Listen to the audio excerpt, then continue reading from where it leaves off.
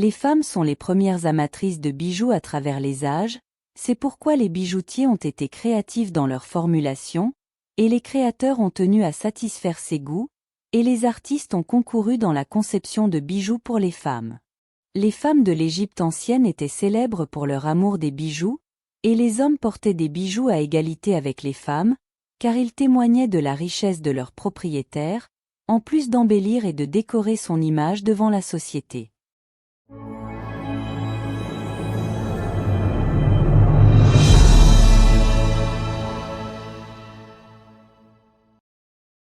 Les femmes égyptiennes sont habituées à la beauté et à l'élégance, depuis les femmes des pharaons jusqu'à l'époque actuelle, et cela apparaît clairement sur de nombreuses peintures murales et papyrus, car elles sont considérées comme la source de l'élégance et de l'élégance, depuis les premiers outils de soins capillaires jusqu'aux vêtements.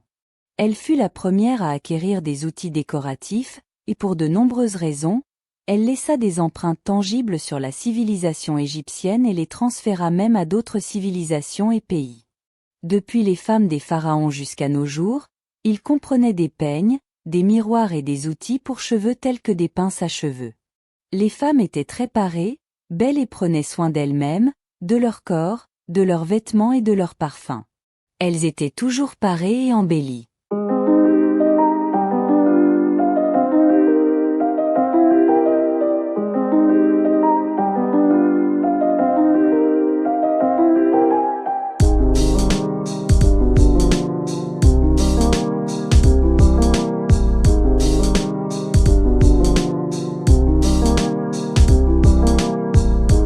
Poudre pour le visage.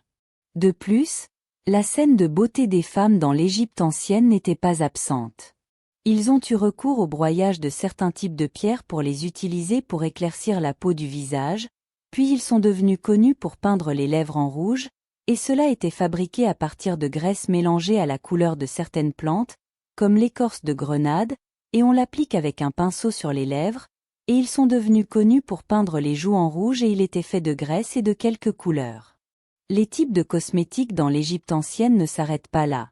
Cela s'étendait plutôt aux masques, et ici la femme prenait soin de sa peau pour maintenir la fraîcheur de son visage et fabriquait des masques qui étaient tous issus de la nature, à partir de limon du Nil, de miel d'abeille, de fenugrec et d'huile de camomille. Une nouvelle surprise, représentée par le coiffeur pharaonique, car au fil des années il y avait un coiffeur chargé de le nettoyer, de le coiffer et de créer les dernières coupes et coiffures.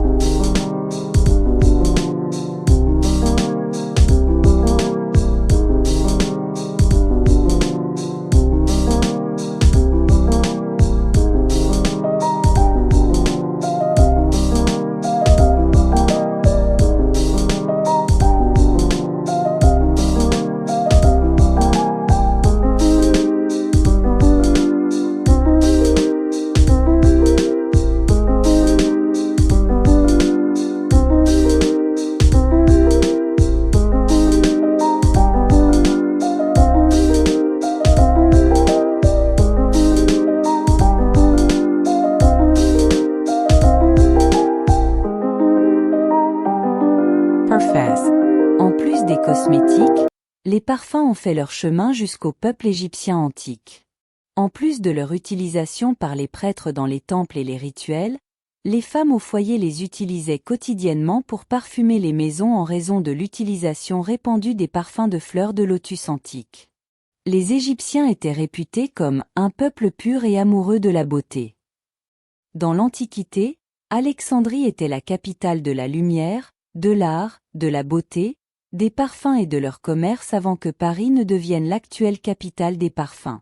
La deuxième surprise était que certaines des huiles utilisées pour les parfums étaient si fortes que même 3300 ans après la mort de Toutankhamon, une trace de parfum pouvait être détectée émanant de pommades dans des flacons hermétiquement fermés lors de l'ouverture de la tombe et des parfums étaient utilisés pendant le processus de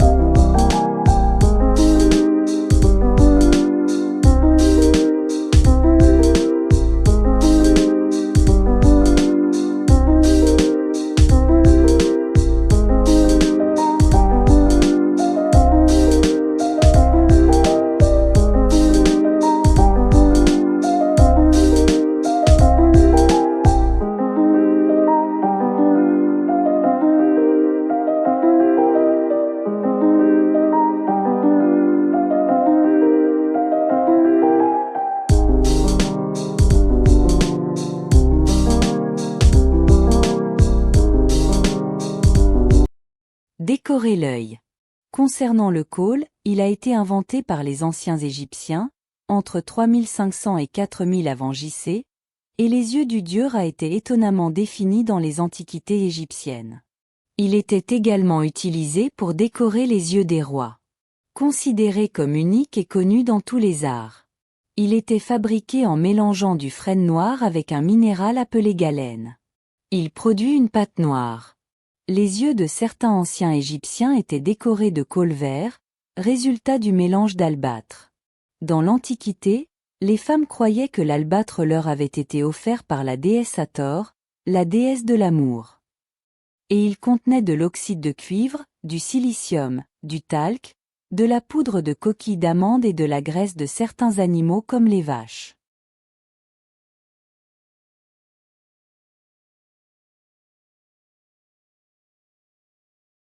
Teinture pour cheveux.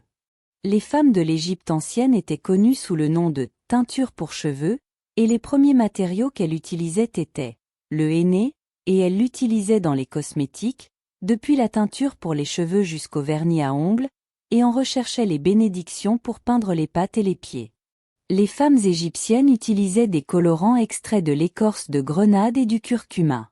Teindre les cheveux en jaune, en rose et même en vert, il figurait dans la perruque d'une des princesses du Nouvel Empire, et elle tirait sa couleur d'un mélange d'indigo et de carthame. Quant à la couleur brune, proche de la couleur naturelle des cheveux égyptiens, ils l'ont extraite de la plante mimosa. Elle était également connue pour stabiliser et durer les couleurs grâce à certaines matières extraites des graines de cheveux d'acacia.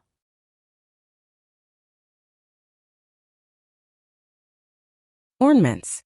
Les anciens Égyptiens excellaient dans la parure de bijoux et leur artisanat se distinguait par leur grande précision artistique et la beauté de leur composition. Ils tiraient des éléments décoratifs de la nature, tels que des plantes de papyrus, des palmiers, des fleurs de lotus et des pierres précieuses. Qu'ils croyaient les protéger des forces du mal, les femmes, en particulier, tenaient à prêter attention à leur parure et utilisaient du khôl et des bracelets ainsi que des colliers, des bagues, des colliers et du henné. Type de bijoux. Colliers. Ils fabriquaient de nombreux types de colliers larges constitués de plusieurs rangées de perles pour former un demi-cercle recouvrant le haut de la poitrine, ou des rangées entrecoupées de rubans colorés, dont certains se terminaient des deux côtés par un ornement en forme de tête du dieu Horus. Quant au soutien-gorge, il prenait plusieurs formes, notamment carrés et rectangulaires, et étaient accrochés au cou à l'aide d'un fil, parfois orné de perles. Bracelets. Les bracelets de poignet et les bracelets de cheville faisaient partie des bijoux couramment utilisés dans l'Égypte ancienne. Les anciens Égyptiens les utilisaient pour orner leur vie quotidienne depuis l'Antiquité. Parfois, les bracelets étaient portés autour du bras. Os, bois, perles et autres matériaux. Des boucles d'oreilles. L'Égyptien antique connaissait de nombreux autres types de bijoux, comme les boucles d'oreilles qui peuvent remonter à une époque relativement tardive, et qui étaient en or ou en or incrusté de pierre, comme celles trouvées dans la tombe de Toutankhamon, ou celles qui figuraient dans les inscriptions.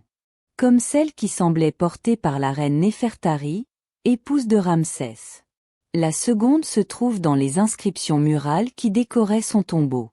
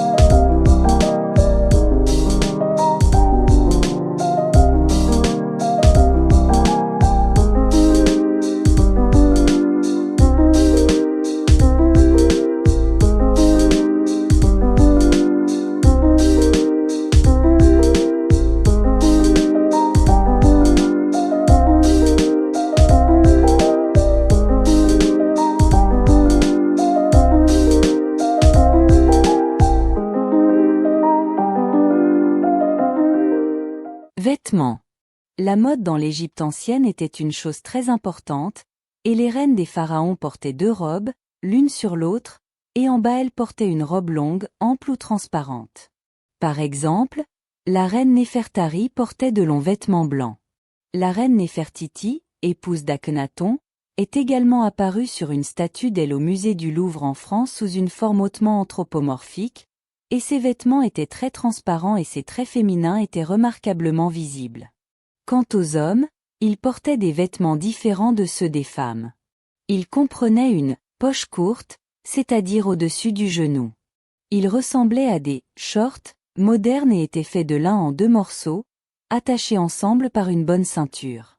Quant à la partie supérieure de l'homme, elle était nue. C'étaient des vêtements d'homme, qu'ils soient royaux ou nobles, mais le roi avait l'habitude d'écrire son propre nom dans des cartouches au-dessus de ses vêtements. En hiver, les hommes portaient des couches de vêtements qui couvraient leur corps par le haut, et les prêtres avaient des morceaux de cuir supplémentaires qu'ils plaçaient sur leurs vêtements sur l'épaule. Leurs vêtements étaient longs et ils se rasaient les cheveux pour qu'il n'y ait pas d'insectes dedans, et les anciens prêtres égyptiens étaient. Ils avaient un haut degré de propreté et se baignaient 2 fois par jour. J'ai maintenant terminé pour vous ce beau voyage dans le monde de la mode que les anciens Égyptiens ont commencé il y a des milliers d'années. Si vous avez aimé la vidéo, dites-moi ce que vous en pensez et comment je peux m'améliorer. Merci de vous abonner à la chaîne.